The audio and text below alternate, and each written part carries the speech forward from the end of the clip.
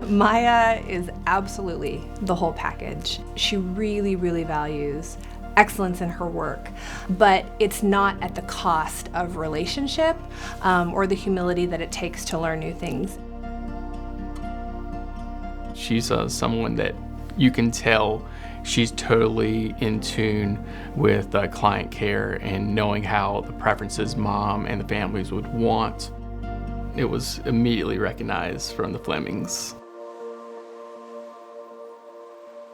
We had our baby girl, and day one was heavenly bliss and all together and happy. And then on day two, she did not pass her newborn screening, so her blood pressures didn't match from the top of her body to the bottom of her body. When that happens, it lets them know to take a look at the heart. There's a name for her condition. It's called Schoen's complex. So she had a VSD, which is a hole in the heart. She had a coarctation of her aorta, which is where her aorta has a little tiny narrow piece, and she had severe mitral valve stenosis. So she was whisked away to the NICU, and she had her first heart surgery a week later. I would say that overall we faced death 3 times with her. Each surgery, each time, it was deeper, it was closer, it was more intense, and it was worse. Those first few days were so hard. It was extremely emotional and exhausting. And right up to that first surgery where I stayed at the hospital all night and just praying and just being with her. And I couldn't kind of get that place of peace until the middle of the surgery. And I remember sitting there, and then I just experienced this peace and this calm where I knew she was gonna get through this. Coming home was an incredible amount of responsibility and pressure.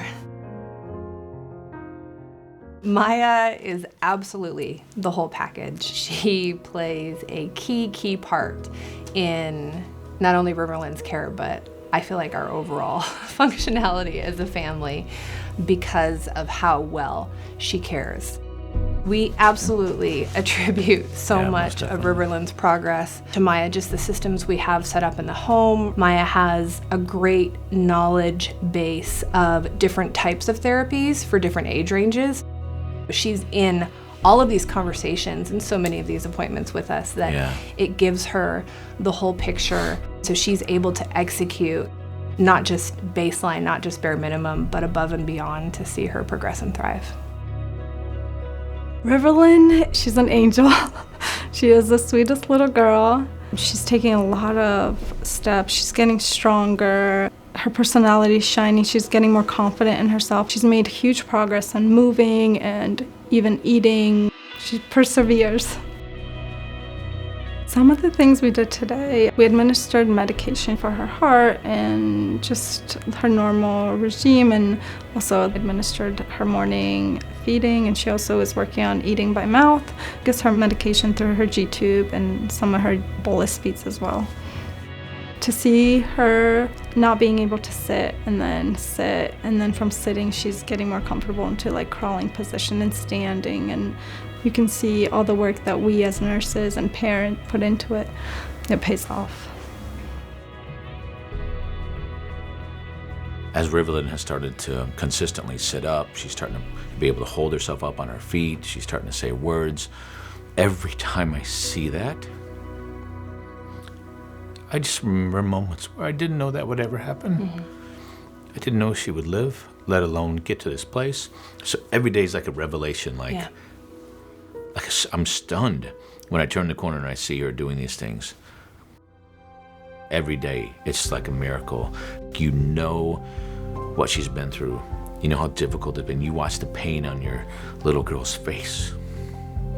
And then you see her smiling and just thriving. There really is no way to express it. She went through so much, but yet she is just the happiest, as if all that stuff that she went through didn't touch her. As though, like she didn't have open heart surgery. She doesn't have a melody valve. She's just a happy, functioning little girl that's living her life to the fullest. When you are where you're supposed to be and living in your passion and your almost like destiny, that maybe that's why it's so much easier to provide love. That's what I'm meant to do.